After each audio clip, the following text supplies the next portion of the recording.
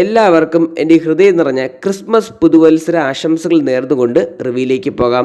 Hello people, Deepan short movie റിവ്യൂയിലേക്ക് എല്ലാവർക്കും എൻ്റെ ഹൃദയം നിറഞ്ഞ സ്വാഗതം. 2023 നവംബർ 17 നിതീഷ് സഹദേവ് സംവിധാനം ചെയ്ത് തിയേറ്റർ വഴി പുറത്തിറങ്ങിയ ഒരു കൊച്ചു ഫാമിലി ചിത്രമായിരുന്നു ബേസിൽ നായകനായ ഫാലമി എന്ന് പറഞ്ഞ ചിത്രം കണ്ട എൻ്റെ വ്യക്തിപരമായ അഭിപ്രായങ്ങളാണ് ഞാൻ നിങ്ങളോടൊത്ത് പങ്കുവയ്ക്കാൻ പോകുന്നത്. ചിത്രം 2 മണിക്കൂറും 6 മിനിറ്റേ ഉള്ളൂ സിനിമ. ഞാൻ ഈ സിനിമ OTT വഴിയാണ് കണ്ടത്. തിയേറ്റർ വഴി എനിക്ക് കാണാൻ പറ്റില്ല. ഒരു ഗംഭീരമായിട്ടുള്ള സിനിമയാണ്, ഒരു മസ്റ്റ് വാച്ചബിൾ സിനിമയാണ്. ഒരു ഫാമിലിയെക്കുറിച്ച് യഥാർത്ഥമായിട്ട് എടുത്തു വെച്ചിരിക്കുകയാണ് നമ്മൾ നിതീഷ് സഹദേവ് എന്ന് പറഞ്ഞ ഡയറക്ടർ. അതിന് സമ്മതിച്ചു കൊടുക്കേ പറ്റുള്ളൂ. പിന്നെ ബേസിൽ ജോസഫ് നായകനായ ഒരു ചിത്രം കൂടിയാണ്.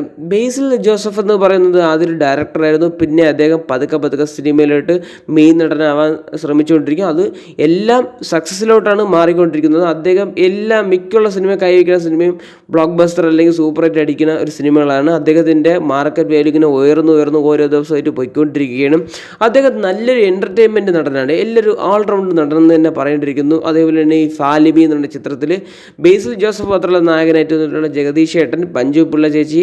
അപ്പോൾ ഇവരൊക്കെ രണ്ടുപേർക്കും ഭയങ്കരമായിട്ടുള്ള ക്യാരക്ടറാണ് കൊടുത്തിട്ടുള്ളത്. പിന്നെ പുള്ളിക്കാരൻ്റെ അനിയനായാലും ഒരു രക്ഷയില്ല, അടിപൊളിയായിട്ട് വന്നിട്ടുണ്ടെന്ന് തന്നെ പറയേണ്ടിയിരിക്കുന്നു. അവരുടെ ഫാമിലിയിൽ ചില പ്രോബ്ലങ്ങളുണ്ടായിരുന്നു. പക്ഷേ അവരുടെ അപ്പൂപ്പന് കാശിയിൽ പോകുന്ന ഒരു യാത്രയാണ് സിനിമയിലൂടെ മെയിനായിട്ട് പറഞ്ഞു പോകുന്നത്. അവർ ഫാമിലിയുമായി ഒത്തുപോകുന്ന ഒരു ജേണിയാണ് ഈ സിനിമയിലൂടെ മെയിനായിട്ട് ചർച്ച ചെയ്തു പോകുന്നത്.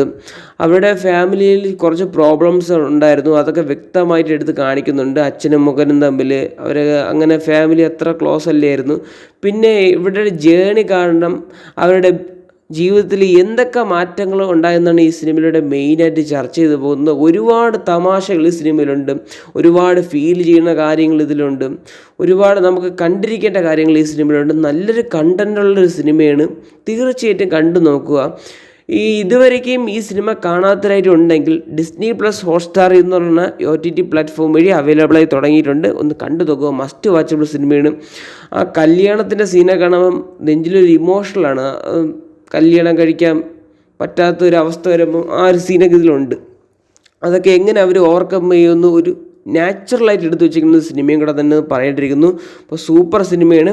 എനിക്ക് വ്യക്തിപരമായിട്ട് ഈ സിനിമ വളരെയധികം ഇഷ്ടപ്പെട്ടു. അപ്പോൾ നിങ്ങൾ എത്ര പേര് ഈ സിനിമ കണ്ടിട്ടെന്ന് കമൻറ്റ് ബോക്സ് രേഖപ്പെടുത്തുക, നിങ്ങളുടെ അഭിപ്രായം രേഖപ്പെടുത്തുക.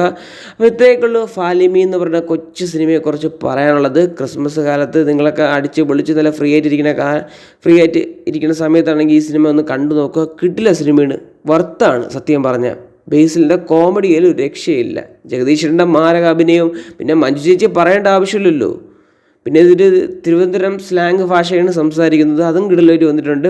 അപ്പോൾ ഇത്രയൊക്കെ ഉള്ളൂ ഫാലമി ചിത്രത്തെക്കുറിച്ച് പറയാനുള്ളത്. വീഡിയോ ഇഷ്ടപ്പെട്ട ലൈക്ക്, ഷെയർ ആൻഡ് സബ്സ്ക്രൈബ് ചെയ്യുക. വീഡിയോ കണ്ടതിന് വളരെയധികം നന്ദിയുണ്ട്.